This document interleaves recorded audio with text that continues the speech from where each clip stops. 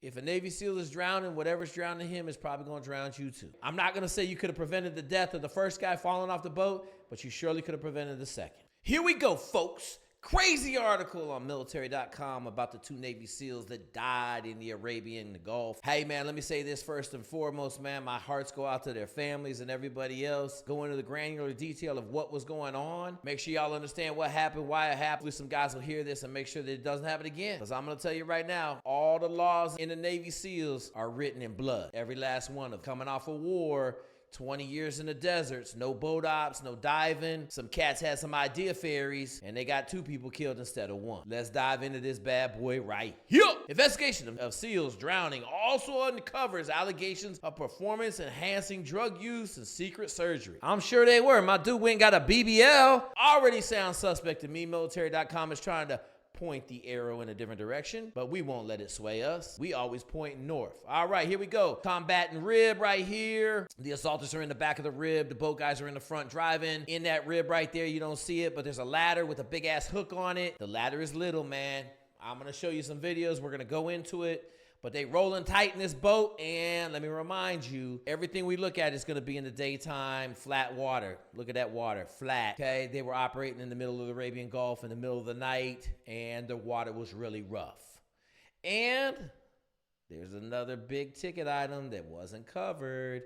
We'll get into that also. Navy investigation into the drowning death of 2 Navy SEALs released on Friday also revealed that the elite warrior community is still struggling with performance-enhancing drug use and a culture of exceptionalism where members are able to do things that would be off limits to regular sailors. Yeah, they are exceptional. Let's just be honest. They're Navy SEALs. Like, I don't know what you want. You want them to be deck seamen? They're Navy SEALs. Absolutely, they get to do stuff that everybody else don't get to do. They done pay the price that everybody else ain't paid. And the other thing that people ain't thinking about is these cats working out 3 hours a day every day. They professional athletes. If they get hurt, so you got steroids that are prevalent, you got HGH, which is prevalent, you got testosterone, which is prevalent, you got them dirty street drugs. There was a dude over at SEAL Team 4 when I was in, man, got caught on heroin. They said he was a bad dude, so they sent him to rehab and let him come back. Enlisted dude that had 8 DUIs, 9th DUI on a bicycle, crashing into the gate and got kicked out the team. Now, I'm gonna have to warn you, that was late 1990s. Everything has come full circle now.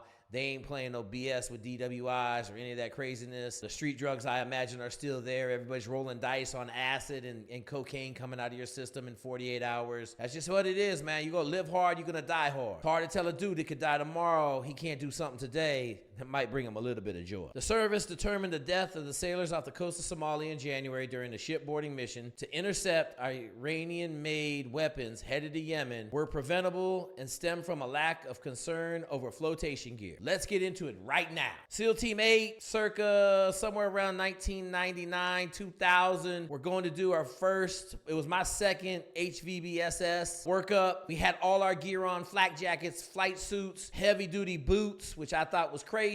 I was wearing Chuck Taylors, guns, ammo, everything you needed to go do this ship assault. You had a helmet on, and that back then we were wearing Protec bike helmets. Breacher had quickie saw. A couple guys had extra blades for the quickie saw. You had a chainsaw. You had a hooligan tool. You had a whole bunch of stuff. And I remember we went to the pool, man. I'll never forget this. I grew up in the water, folks. I know what you can support with a 43-pound flotation device called a UDT life jacket. It's supposed to float 43 pounds. I damn near had 20 pounds of just bullets. Another 7 pounds for an MP5. Flak jacket, probably 18 pounds. I'm already over 43 pounds. So I said, man, we're going to jump in this water. We ain't going to float. Man, let me tell you something. I watched 32 dudes jump in the water. We had a couple safety swimmers there, and we still had to rescue a dude from the bottom of the pool because he couldn't get his gear off fast enough to get back up to the surface. That is in a controlled environment at Little Creek in the daytime, in the daylight, with limited stress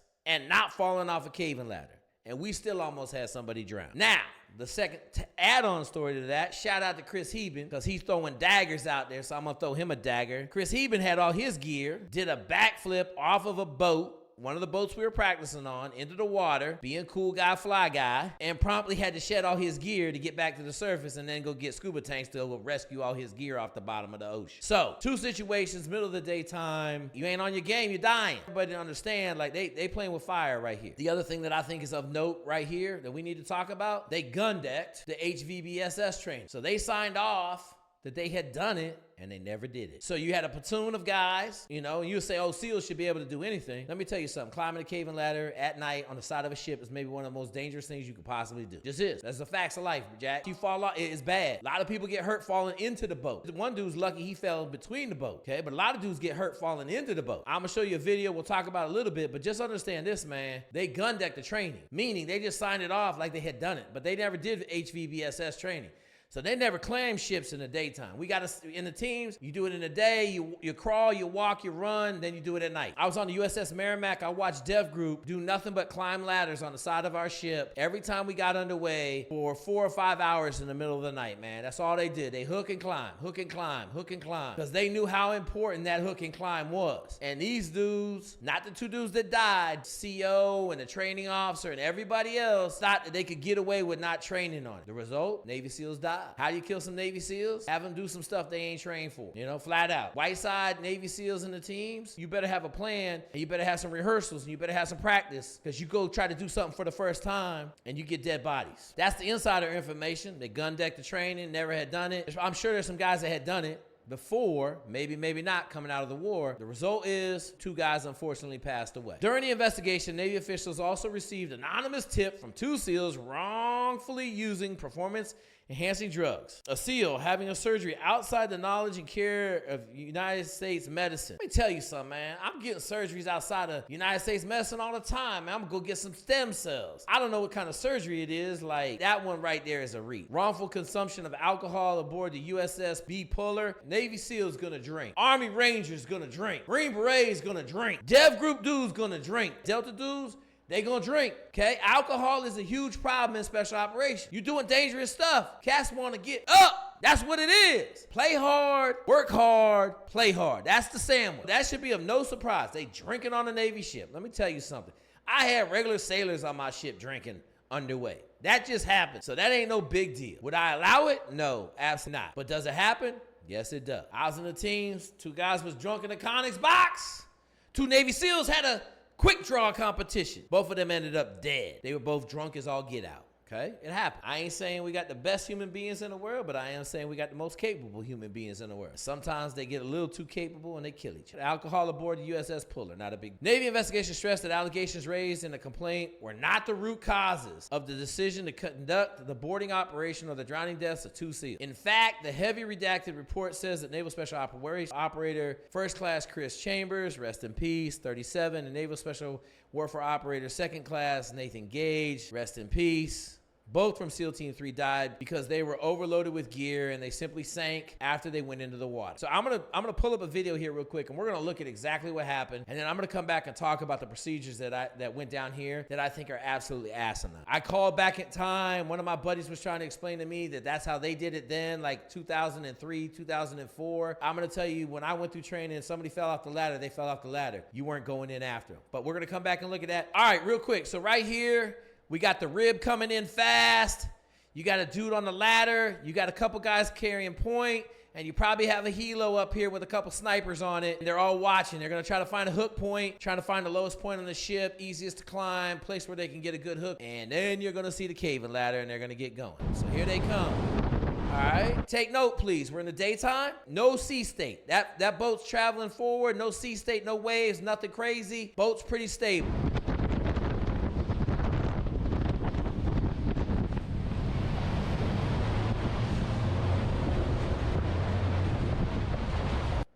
I'm not going to go into all the details. Clearly, they didn't show the hook and pull. SOPs here we don't really want to talk about. Bottom line is, you see the guys holding security in the front and the back. We're going to climb this caving ladder. All right, I want you to notice that all of these guys climbing this caving ladder, not one of them has a quickie saw on his back. Not one of them has a breaching backpack on. None of them have radios. They're all slick. They got a couple, they got their gun belt. They got their bulletproof vest.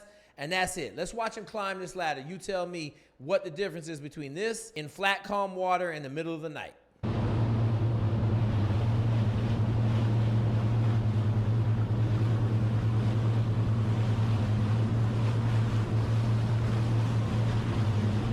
I see, I would say that's a pretty good climb, man. That's about as fast as you're gonna go up that ladder. Trust me on this, that ladder is sitting flat against the ship, so you gotta pull it out sideways to be able to get your feet in it. Man, high sea state, that boat right there is going from the top of that rail all the way to the bottom. There was times when you could jump off the boat into the ship and not even have to climb the ladder. It just depended on how high the hook was and how long the climb was. So right here, you can see, man, middle of the daytime, no extra gear, no ship movement, boat ain't going up and down, and they are still struggling to climb this caving ladder. Dude, I'm telling you, it's a hard deal, okay? The caving ladder is unforgiving, and it's a real deal.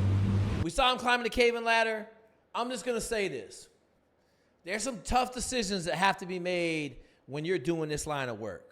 And one of the things that I thought was crazy, but it's just part of life, if someone gets shot in front of you, you got to step over them and keep moving. I mean, it's the facts of life. If you stop in the door, you're going to get shot too. So the same thing applies to me here climbing this caving ladder. And I'm sure I'm going to get some comments from dudes telling me I'm crazy. But let me tell you something. If somebody falls into the ocean in the middle of the night and you jump in after them 5 seconds later, so 5 seconds, you at least have 10 yards of separation with the boat travel. If you jump in 2 seconds later, you're still 5 yards away from it. So even after you make a split decision, you see dude come off the ladder. He falls off the top. Hey, we're going to be able to get a lot more granular. The 108-page report from the United States Navy into the investigation. Here we go. So let's look at this insufficient tactical flotation system. So I went and found the tactical flotation system.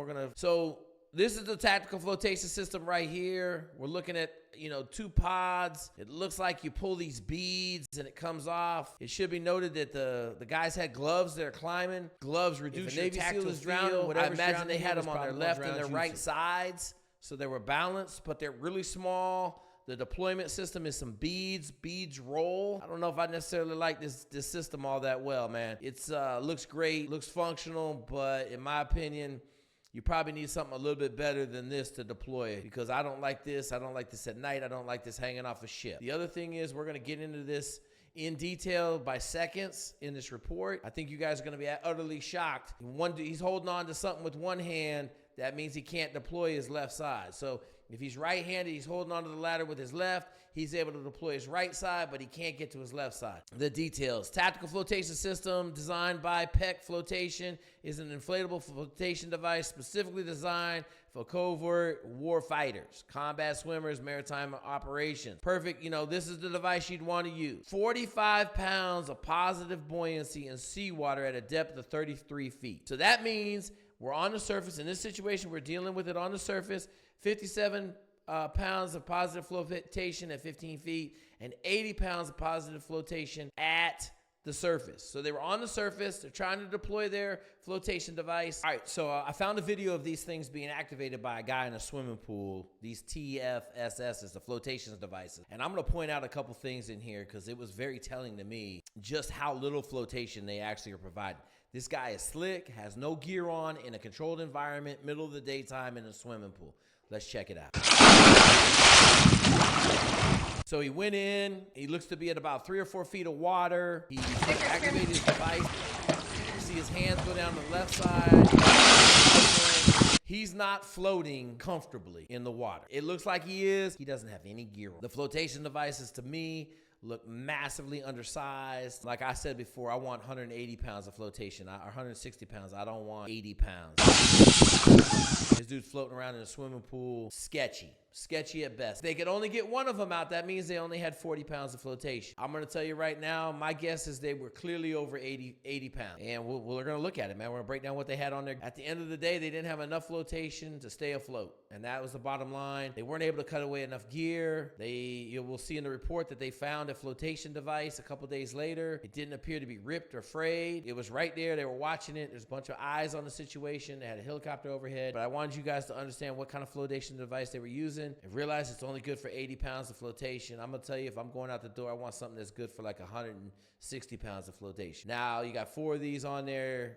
You got to deploy 4 different things. That's hard to do. A lot of extra space, not much weight. In my opinion, vastly under flotation device. Nobody's going up that ladder with 80 pounds. No one. Everybody is plus 80 pounds climbing that ladder. Not a single dude is going to be under 80 pounds. Insufficient training specific with the tactical flotation system. Operators were not well practiced in using their emergency gear, with many noticing noting that they had only operated the tactical flotation system once in their career, and some could not recall activating them at all. The fact that operators conducted buoyancy tests during their pre-flight training did not necessarily mean they activated their TFSS, since effective buoyancy could not be achieved while supplemental buoyancy material is added to individual gear. Like I said, you know, they had 80 pounds of flotation on their body. I think they probably needed 160. All right, let's get into another key point, man. The mishap platoon's TFFS maintenance practices did not meet Navy standards, material management. So here's what happens, man. There's a CO2 canister. When it's exposed to salt water, the salt water kind of accumulates on it, and it can make it really hard to pull, or it can make it so you can't pull it. Having gotten a couple old UDT vests that didn't have proper maintenance done on them, they're covered in salt. It's all corroded. You can't pull it. It won't work. So if they hadn't done proper documentation, let's say they did this training a year before, and they didn't properly clean out their CO2 canister and the CO2 canister attachment, very good chance it was corroded over, and when they went to activate it, it didn't work. That's not a good deal. Take care of your gear. It will take care of you. Emergency devices yet somehow failed to activate. The other thing is they had gloves on. It was at night. They may not have been able to find them, man. Operator error during poor gear hygiene to ensure safety devices were unobstructed by other equipment. Material failure, expired shelf life, and or poor maintenance processes to ensure the device's proper operation. Okay, they're trying to point the fingers back at the operator. At the end of the day, the operators paid the ultimate sacrifice. I'm going to tell you right now, there will be no records of maintenance checks in the SEAL teams. You're responsible for your own gear. Ain't nobody coming around making sure you're doing PQS on your gear. That's just the facts. That's a big boy rule. Okay, so conducted buddy checks. In completing the buddy checks noted that water wings were hard pointed on his belt. So one of the guys clearly had water wings on this TFSS. Pre-mission photo depicted that so-and-so was wearing at least one on his left hip. The method in which the TFS class with the rigger's belt was not determined. One of the guys was wearing gloves at the incident. I imagine both of them were wearing gloves. We always climb in gloves. They had strobes, buddy checks, and so-and-so was wearing 2 TFSSs attached to his belt. Cobra click release, no big deal. So command investigation into the facts. Let's start adding up some weight. One of the guys was wearing gloves, backpack, 3-prong quick release buckle when he entered the water. So one of the guys fell in with his backpack on. The contents of the backpack was a Harris Prick 117, radio weighing approximately 12 pounds. He probably had a couple extra batteries on that bad boy. So we're probably looking at close to 15 pounds. He had extra batteries, estimated the backpack to weigh about 40 pounds. That's a really light backpack. So I'm gonna say we're estimating 40 pounds. They said he always carries extra gear. This dude was super prepared. My guess is that backpack weighed probably 45 to 50 pounds. He probably had some extra bullets in there. Put some extra stuff in your backpack when you're doing a real world shipboard. So let's just say 50 pounds for the backpack. Appeared to be buckled when he entered the water. Previously carried the backpack on. Always had the right gear and often carried extra gear to help teammates. Guaranteed the dude has some extra magazines in his gear. Had not exhibited orthopedic injuries. Okay. Here's the ship. Here's the rib. They're getting ready to take it down. You got a helicopter on the right side providing cover. You have a helicopter on the left side providing cover. They also had a drone in the area, and you had 3 assault ships. The incident happened on the 3rd assault. There was already 2 teams of assaulters on the ship. My guess is he had a bulletproof vest on. We're talking about 20 pounds. So now we're at 70 pounds. We had a gun. We're talking about another, let's just call it 7 pounds. And we're talking about the ammunition for that gun. Let's talk about another 10 pounds. So we're already at 90 pounds. We talked about a little bit earlier, the flotation device was good for 80. We're short 10 pounds, so we got a problem. And that's not including some extra stuff he had on, boots, knife, all that stuff. My guess is he added up to close to 90 pounds. If he had anything for the quickest on his backpack or anything like that, maybe, we're talking about another 10 pounds.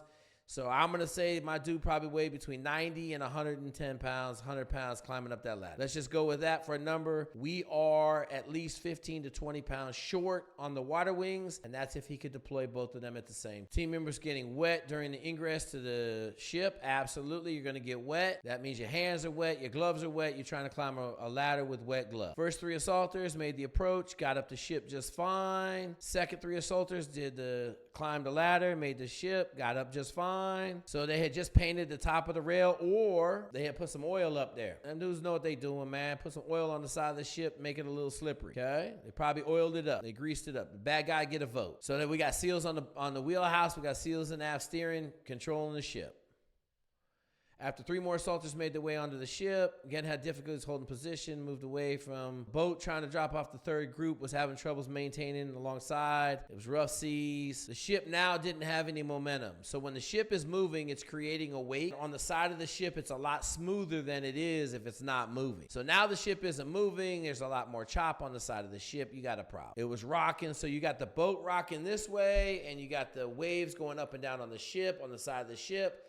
Just causes a lot of confusion, and the dynamics are extreme. Maybe they should have waved off at this point, but they made an attempt. We're getting all of this information because the helicopter had a big ass spotlight on it, and they had video cameras of it. There was probably 2 snipers on the left helicopter, or maybe 1 sniper, and the AOIC of the platoon, the assistant officer in charge, was in the helicopter observing the events that were going on. So they had a video record of it, and then they had some firsthand witnesses that were watching what was going on. Noted that when it's his turn to climb the ladder, the hairs on the back of his neck stood up, so he chose to time the roll, placing his stomach on the cap rail and roll into the boat. Made a boarding attempt from the engine compartment covering the back of the rib rail. Attempted to board the same time, who was positioned. There was no contact between the 2 guys that would have affected the attempt to board. Did not use the ladder apparatus on his boarding attempt. Attempted to grab the rail, threw both his hands over the rail, though his hands swiftly dropped below the rail, indicating a failure to lack positive control. So it sounds like he wasn't even on the ladder when he fell. He was trying to go straight over the gunnel, which is the side of the ship. He was trying to make a run. I'm going to go back to if the bad guys greased the rail, then it was really, really slippery. As the boats are going up and down, he fell. Doesn't sound like he fell from a great distance, falling approximately 9 feet into the water based on the rail cap height above the wave line and an additional roll of the ship beam seas. Rolled away at this time of the fall. An unmanned aerial vehicle lost visual sight after falling due to the rocking of the ship positioning. 4 seconds later, a different airborne asset, Helo 1, regains video coverage. The remainder of the video evidence is from the helicopter's feet. Roughly 5 seconds after his fall, grips the bottom rung of the pool ladder position of the ladder apparatus. So when they're talking about the bottom of the pool ladder, I gotta believe he's holding on to the back of the boat. I'm not sure like what he grabbed, unless they were using a different ladder to climb other than a caving ladder. Without seeing the pictures, it's a little confusing, but he's hanging on to something. So he's using 1 hand to hang on to something, or he's using 2 hands. My guess is he hasn't deployed his flotation device yet. Roughly 8 seconds after his fall, with marginal grip at the bottom rung of the ladder, rotates his body towards the boat. 1.5 seconds following his release from the ladder, reaches towards the boat but does not gain control and is swept away under a wave. So he's right there at the boat. 8 seconds is really quick. I'm not sure if he was the last guy, where he was at. Not sure why anybody in the boat didn't pull him in. They might not have had eyes on. Everybody's doing their job. They're trying to keep security and all that stuff. Have no handholds or surfaces to grab on the outside of the boat. Correct. They are slick. It's a rib. It's a round tube. Really hard to climb in. Now, 11 seconds after his fall, appears to have gained marginal control over the caving ladder. So now he's back on the caving ladder while he was submerged in water roughly 4 feet below the connection point of the caving ladder with the pool ladder. So they got a caving ladder and they got a pool ladder. So they used the pool ladder, and then at the bottom of it, they had a caving ladder if they needed a little bit more distance. Solid. The next guy leapt into the water. So this is the second class, the E5, leapt in the water roughly 11 seconds. So his buddy jumped in to try to help him out. Talked about this numerous times. If a Navy SEAL is drowning, whatever's drowning him is probably going to drown you too. Following the entering the water between 10 seconds duration, the video confirms both operators intermittently at the surface of the water with some contact with the caving ladder extension. It's clearly seen the helmet breaks the surface, appears to gain positive control of the caving ladder, but is indeterminate if he still had contact. The last visual was after roughly 26 seconds in the water. So the last time they saw one of the dudes, 26 seconds in. We're not talking about a lot of time. It happened fast. It's in the middle of the night. I'm not sure visually what they had going on. I imagine my guy was trying to find his flotation device to activation. Didn't work well enough. Didn't have enough training. Didn't work well enough, man. And I'm not being critical at all. I'm just simply covering the facts so you guys understand kind of what happened and how it was happening. Other thing to put in here, man, the seas were rough, so they're going underwater a lot. Breathing's probably intermittent, and they're in a stressful situation. After roughly 15 seconds in the water, releases one hand from the pool ladder as he appears to be attempting to regain situational awareness. Was overcome by an oncoming wave and washed off the ladder apparatus back into the water after 19 seconds in the water. During the next 7 seconds, one of the guys gets to the surface, but slips below twice. So in 7 seconds, waves going up and down, they're going up and over his head.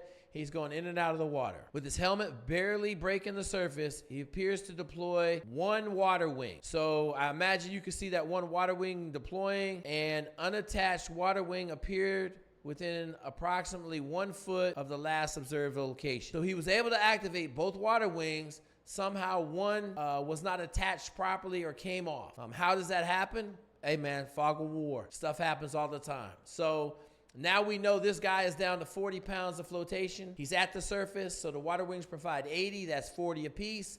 He's only got 40 pounds of flotation. We determined that he weighed roughly, my guess is probably close to 90 pounds extra. Not even close, man. Best swimmer in the world can last maybe, I'm going to say best swimmer in the world. Best water polo player in the world can last 20 seconds with a 50-pound weight on, 40-pound weight on. You're not making it very long. They don't have fins on. They're in shoes. Nothing is efficient for swimming.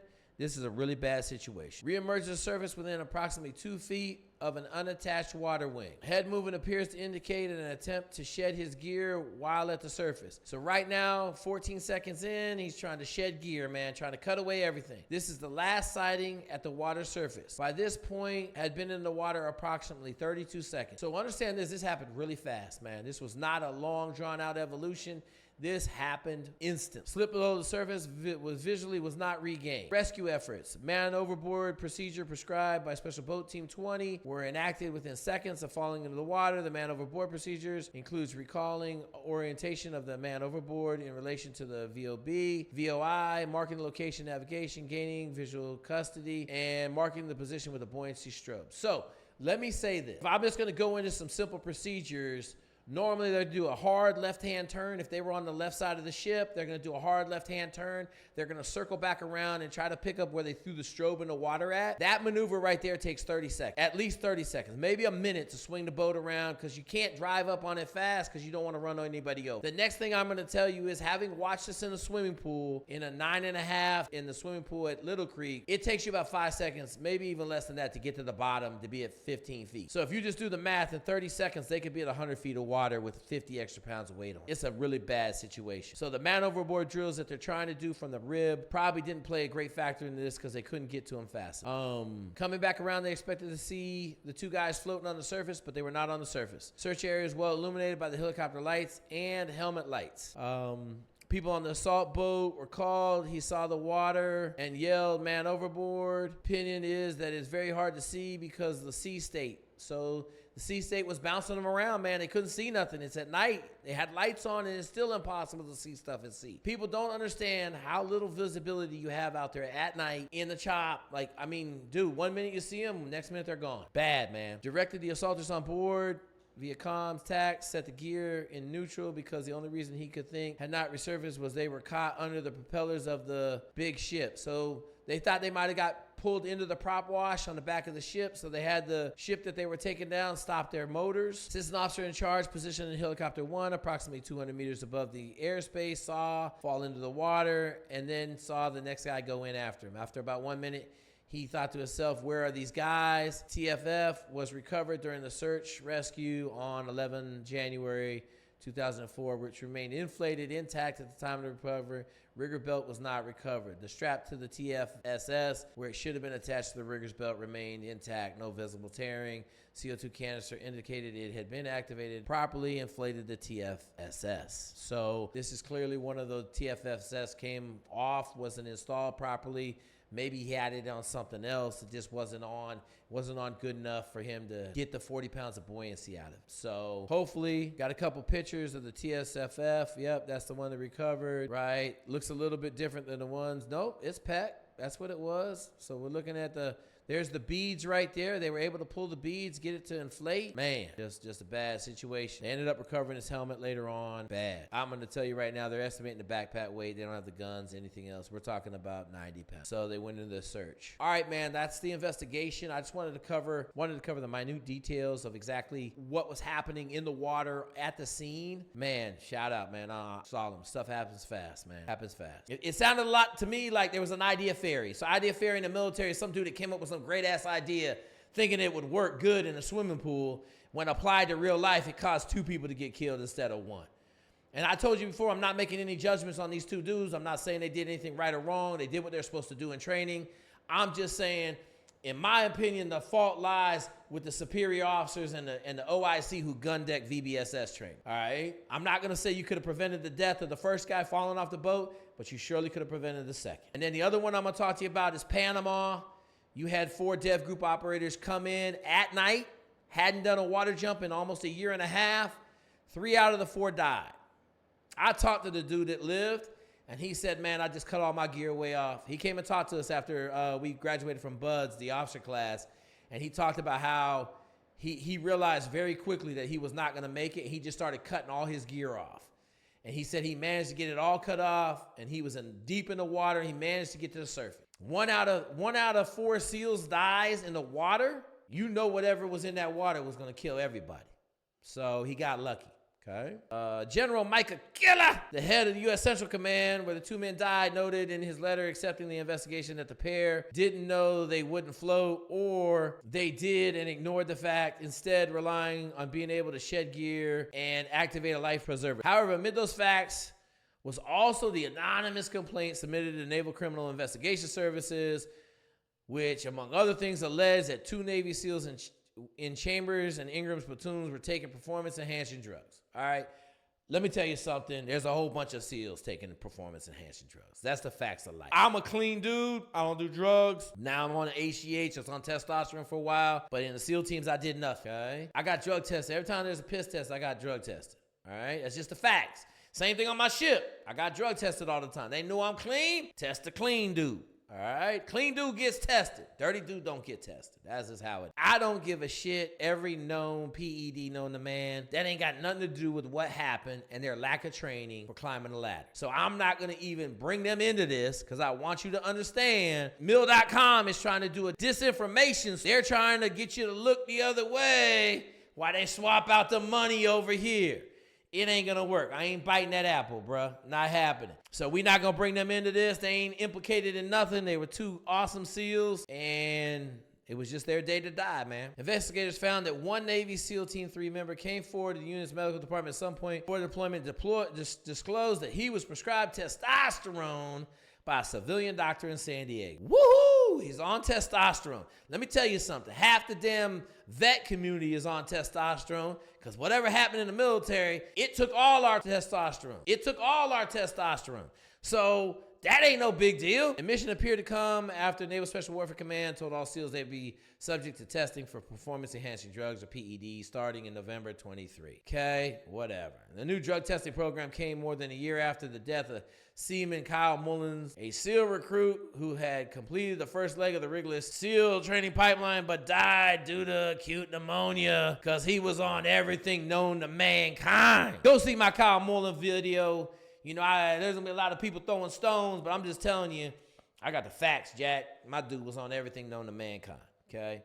He was on everything, and that's why he had sight so bad. No reason for him to pass, none at all. Once again, throwing daggers at the command. Didn't have a medical watch, didn't have an ambulance on site. Ain't no reason somebody should die after Hell Week.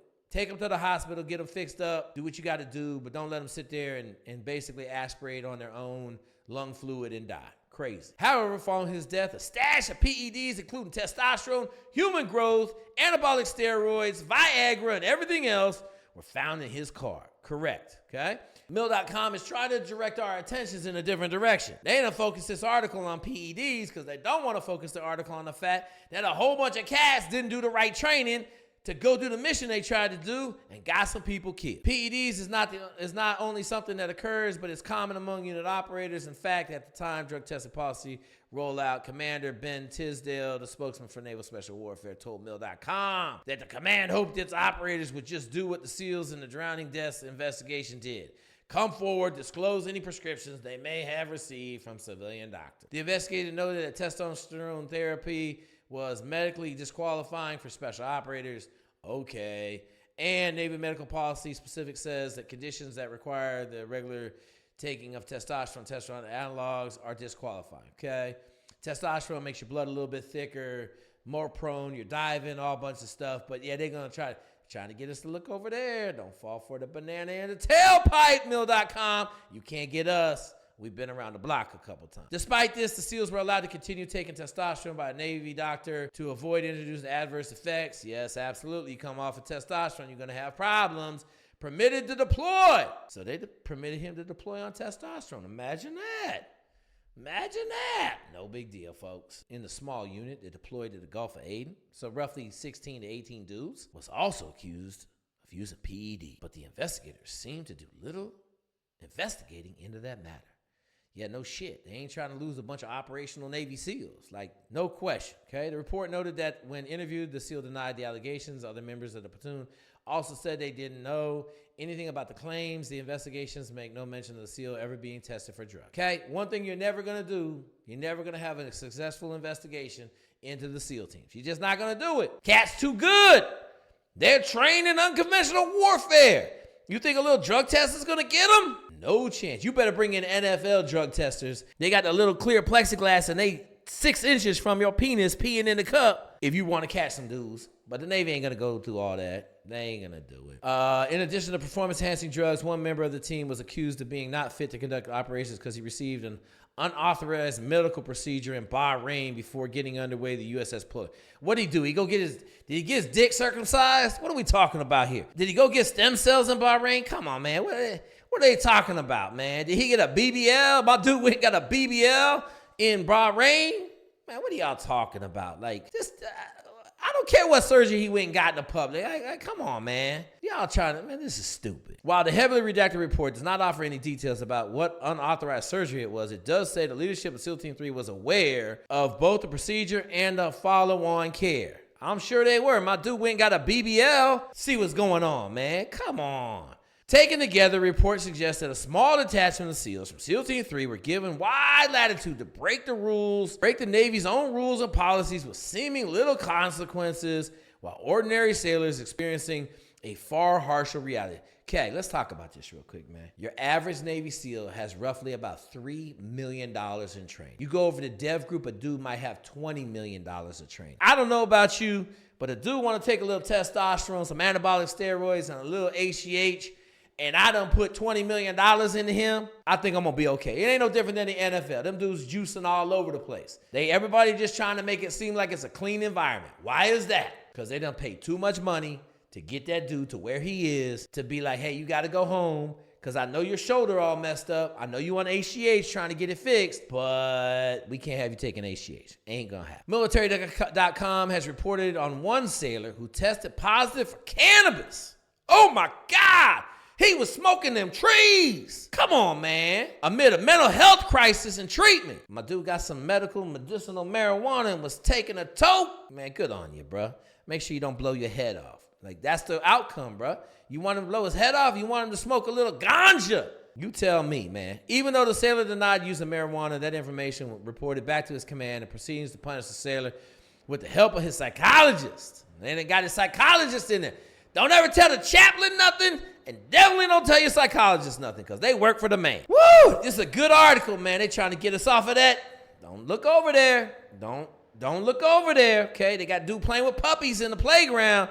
Don't go play with the puppies, my dude. After reporting, Navy officials confirmed that sailors don't have confidentiality when it comes to positive drug tests during medical treatment. In contrast, just on PED use alone, the new investigation shows that SEALs were given wide latitude to wean themselves off the testosterone that they had quietly been prescribed to them by a civilian doctor. And the reporting has shown that there is ample legal assistance to challenge any possible consequences if they should be tested. $20 million man, a little bit of testosterone. I'm going to have to pass on that. Parlay noted that everybody who pops positive must be processed. It doesn't mean that they actually have to be separated, arguing that he didn't expect many special operators to actually be forced out of the Navy as a result of the new testing policy. They're making a calculated decision that taking these legal actions, substances, will increase the likelihood that they are successful on the battlefield as they are brothers come home safely, argued it last October. Meanwhile, 2022 service members had to win a lawsuit in order to force the Navy, Marine Corps, and Army to review thousands of general and other unarmed discharges awarded to troops over the past decade, problems that may have stemmed from drug use, military-related mental health conditions, or sexual assault. The lawsuit against the Navy, brought on by Corporal Tyson Manker, who was dismissed with other honorable, caught using marijuana, smoking that ganja, with the trauma he experienced in Iraq. There's a lot of trauma over there now. Don't get it twisted. The Marine Corps dudes got chewed up. 2020, U.S. Special Operations Command, the Combatant Command oversees all Special Operations Unit, conducted a review. Also found entitlement within its ranks, culture that lionized combat experience above anything else in many units across the military. We just spent 20 years at war. You goddamn right. Them combat dudes get a little bit more say in shit because they got combat. They know what it looked like. Okay. Those who did a forward deployment, specifically in some degrees of combat, are held as almost infallible standard bearers for the rest of the organization to emulate. Seemingly, regardless of it, it is a positive or negative standard. That's how it is. In addition to PED use, medical procedures, investigators also found a bottle of alcohol was likely present. Woo! Bottle of alcohol! Did they find some Cohiba cigars? I bet you they did, because that's what you do. You take a toke on that cigar like you won the Super Bowl, then you hit a little bit of bourbon, some Jack, whatever you got, call it a day. Possible to share a toast by members of Charlie Platoon and honor their fallen comrades to the Navy regulations. Come on, man. They had a toast to their fallen two dudes that fell off the ladder, and now we bring in a bottle of alcohol. Let me tell you this, man. I checked on my ship, the USS Merrimack. We had a whole Connex box full of beer, and the bar was open underway. You got 2 beers underway a day, and in port, you were allowed to get 6 beers a day, or if you were checking out for Liberty, you could take a 12-pack. Okay, that ain't nothing new. Some of y'all gonna call me old. I guarantee you they got beer on the ships right now. Underway, you're allowed to have a beer. Oh, wait a minute. We didn't cover that. Underway in the United States Navy, I do believe every 21 days you are allowed 1 beer in the Navy. So go check that regulation, because these dudes are trying to put a banana in our tailpipe. We're not falling for it. All right? The report recommended administrative actions to address the incident, but without recommending anyone to be the target of potential action. The remaining recommendations in the report, which will likely have dealt the incidents of PED use, unauthorized medical procedures, that damn BBL come back and then keep putting that BBL in there, trying to get us all distracted by that big fatty, are redacted, citing an exemption for internal deliberations. Let me tell y'all something. This article was stupid. I'm sure the investigation was stupid. Did they hammer the chain of command for allowing the OIC to gun deck the training? Did they hammer training, TRADET, over there on the West Coast for gun decking training? Because trust me on this one, the XO, CO, everybody knew they gun deck training. They may have approved it, but they shouldn't allow them to climb them ladders in the middle of the night in a bad sea state, or the CO should have made a command decision and called it off. Two options. Live to fight another day, man. All right, folks, big banger right there. Reminder, go check out my Mullins video on what really happened to him and Buds. Hope you enjoyed this deep dive into climbing ships at night. It's really dangerous, folks. All right, man, let's give a moment of silence for my man Chambers and Ingram.